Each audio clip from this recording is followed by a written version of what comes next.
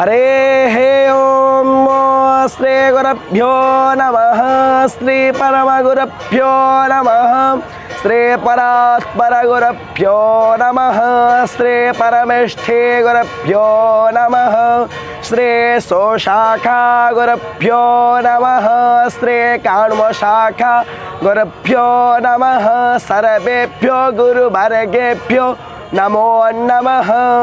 वन्देऽहं मङ्गलात्मानं भासदुवं वेदविग्रहं याज्ञवल्क्यं मुनिश्रेष्ठं कृष्णं हरिहरप्रभः जितेन्द्रियं जितक्रोधः सदा ध्यानपरायणं आनन्दं निलयं वन्दे योगानन्दमुनीश्वरं वेदान्तवेद्यं सकलादवैद्यं दयासुधासिन्धुरनन्तरूपं श्रेयाज्ञवैद्यं परिपूर्णचन्द्रं श्रीमद्गुरुनित्यमहं नमामि।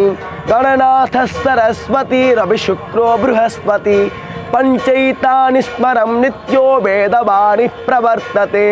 वंदे श्री शारदां देवी विष्णुमाधि पंचदेवतः गुरुं च रामचन्द्रं च वासुदेवाभिधानकं वेदशिव शिवो वेदो वेदध्यायी सदाशिव तस्मान्नित्यप्रयोक्तेन वेद एव सदा पठेत्। हरेः ओम गणानां त्वा गणपतिग्नो हवामहे प्रियाणां त्वा प्रियपतिग्नो हवामहे।